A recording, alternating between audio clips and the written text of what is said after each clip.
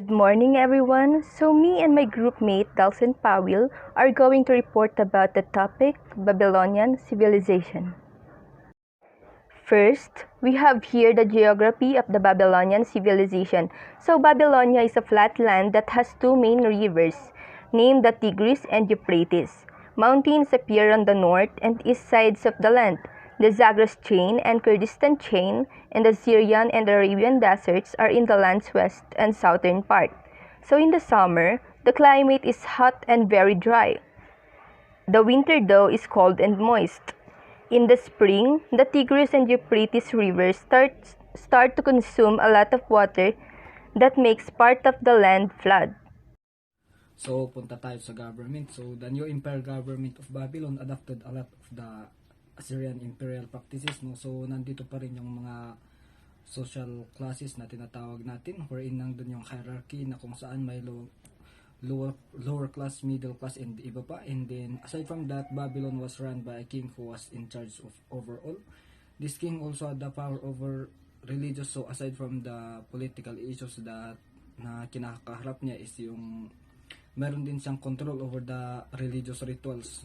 And then, governors overlook essential provinces on the king's order. Local people were often put in place to rule local kingdoms. Sometimes this leads to a revolt as in the case of Jerusalem. So, dito kasi yung pagbibigay mo ng taste of power doon sa mga locals or sa mga locals is minsan nagkukos din siya ng revolution nga kasi nandun na yung power na natikman na nila, and then sometimes this will lead to revolution na yung halimbawa yung isang group na magre-revolt sa kingdom, no, and then they have had many different kings throughout history. Babylon's most famous king was Hammurabi, and then he made a lot of changes of their civilization, and then lalong-lalo na doon nga sa time na sa period niya na kung saan yung making of the Hammurabi Code of Law na kung saan malaking impact sa civilization din. And then dito nga sa Babylonian Civilization is nagbabayad pa rin sila ng tax sa government. Next, we have here the law and justice of the Babylonian Civilization. So Shamash was their god of law and justice. A witness of a crime had to take an oath before his serious crimes were punishable by drowning or burning. And next, we have here the Hammurabi's code contained about 250 laws. One of the most famous laws was Lex Talionis, or an eye for an eye, a tooth for a tooth. Okay, Lex Talionis is also known as the law of retribution or the law of retaliation. Tooth for a tooth, eye for an eye. It is one of the world's most recognizable legal concepts. The principle that a person who has injured another person is to be penalized to a similar degree by the injured party. In softer interpretations, it means the victim receives the estimated value of the injury in compensation. The intent behind the principle was to restrict compensation to the value of the loss.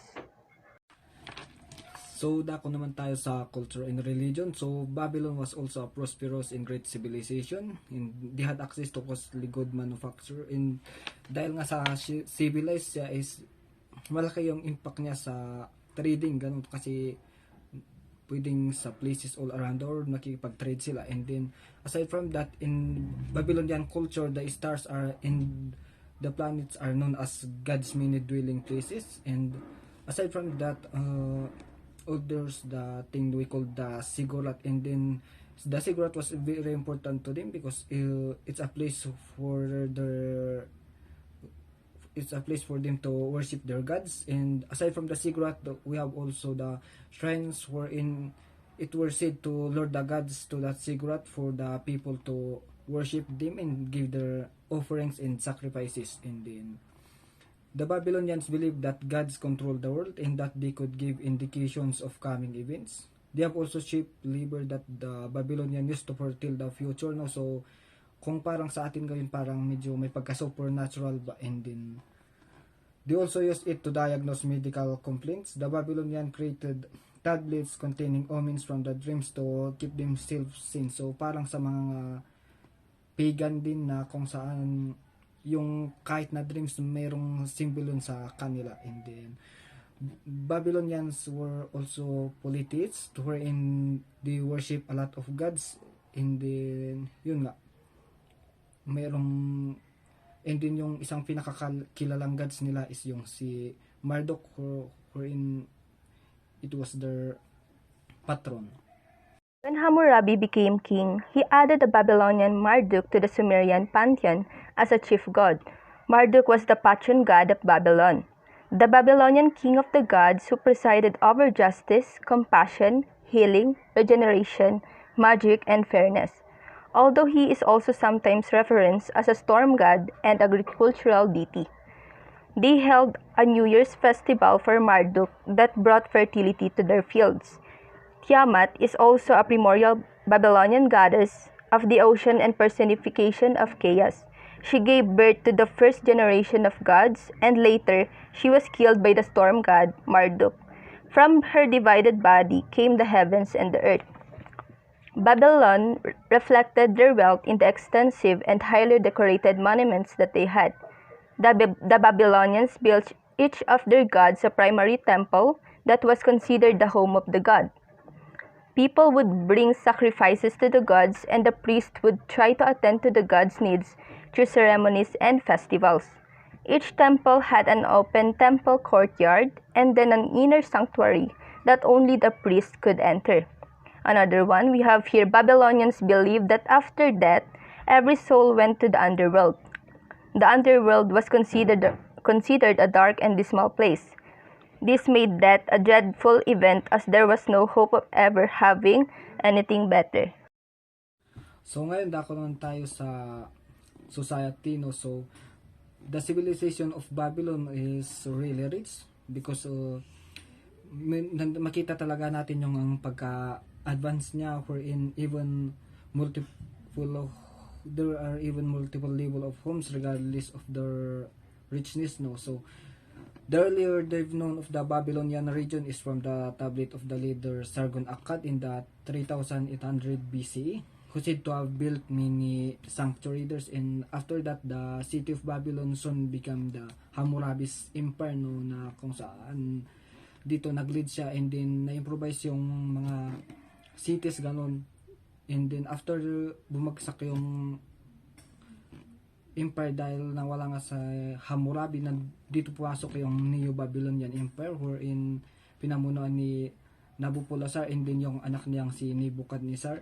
And then aside from that, Babylonian people have many treasures found in their city. So talagang makikita mo yung dito yung pagka-advance niya, wherein even in the economic, in the status of its people, na kahit simple lang makikita natin na even yung mga maliliit na tirahan is typically mayroon siyang level talaga. Next, we have here the contributions of the Babylonian civilization. So Babylonia's achievements in math and science was what they were very well known for. The modern mathematics came from the Babylonia. They divided their day by 24 hours and each hour into 60 minutes, and each minute into 60 seconds. They had algebra, geometry, square roots, cube roots, and other mathematics that we have today. Babylon's number system is a 60-base number system inherited from the Sumerian and Akkadian civilizations. Next, Babylonians introduced to the world the use of sales contracts and the use of seals in an agreement. Jewelry making originated from the Babylonians. They used metal and precious gems in making pieces of jewelry. Next, the epics of Gilgamesh and Enuma Elish were important literary pieces that helped improve the literature of the Babylonian civilization. Next, we have here the Code of Hammurabi that became the basis of many laws from all over the world. Next, the Babylonians introduced the concepts of diagnosis, prognosis, physical examination, and prescriptions. The oldest Babylonian texts on medicine date back to the first Babylonian dynasty in the first half of the second millennium BCE. The most extensive Babylonian medical text, however, is the Diagnostic Handbook written by the Umanu or chief scholar Esagil Kin Apli of Borsippa. The Diagnostic Handbook additionally introduced the methods of therapy and etiology, outlining the use of empiricism, logic, and rationality in diagnosis, prognosis, and treatment. For example, the text contains a list of medical symptoms and often detailed empirical observations, along with logical rules used in combining observed symptoms on the body of a patient with its diagnosis and prognosis. In particular, Ezekiel Kin-Apley discovered a variety of illnesses and diseases and described their symptoms in his diagnostic handbook, including those of many varieties of epilepsy and related ailments. Babylonia contributed significantly to the Mesopotamian art and architecture. The Babylonians were able to architect and build complex and large-scale structure. So the abundance of clay and the lack of stones leads to the greater use of mud bricks, wherein they use the mud bricks and it leads to the early development of the pillar and column. So aside from that, they build massive marvelous structure like the Itiminanki and the Stargate, and also the Hanging Garden of Babylon, and they also build many shrine wherein it was a place for worshiping. This Itiminanki is considered one of the most famous ziggurat because it has a height of 91 meters, but it is now in ruins. So it was constructed around 610 BC by the Babylonian king Nabopolassar, and it was dedicated to the Babylonian patron Marduk. In some people they said that this Itiminanki was probably the inspiration for the making of the biblical story Tower of Babel, wherein this tower is very tall that it reached the heaven. And then aside from the Itiminanki, they also build the Stargate, wherein this gate is the main entrance for the Babylon ancient city, wherein the portal was decorated with bright blue glaze bricks adorned with the picture of dragons, bulls, and lions. And aside from the Stargate and the Itiminanki, it was also said that they built the Hanging Gardens of Babylon, pero yung sa Hanging Gardens of Babylon wala pang natatagpang patunay, kaya some people say it was just a legend. But according to the legend, so the Hanging Garden of Babylon is considered a high level of architecture because of its wide variety of trees, shrubs, vines resembling large green mountains constructed of mud and bricks. So, and also these Hanging Gardens of Babylon were also said that it was built alongside a grand palace known as the Marvel of Mankind by the Neo-Babylonian king Nebuchadnezzar II for his wife Amytis, because she missed the green hills and she also missed the valley of her homeland. Lastly, we will now go to the cause of decline of the Babylonian civilization. Babylonia, however, was short-lived. The empire fell apart after Hammurabi's death and reverted to a small kingdom for several centuries.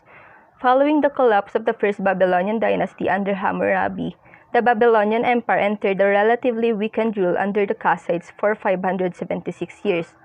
The Kassite dynasty eventually fell itself due to the loss of territory and military weakness. The entire new empire of Babylon became part of the Persian Achaemenid Empire, and Babylonia ceased to exist as a separate entity and culture. The Neo-Babylonian Empire, like the earlier Babylonia, was short-lived. In 539 BC, less than a century after its founding, the legendary Persian king Cyrus the Great conquered Babylon. The fall of Babylon was complete when the empire came under the Persian control.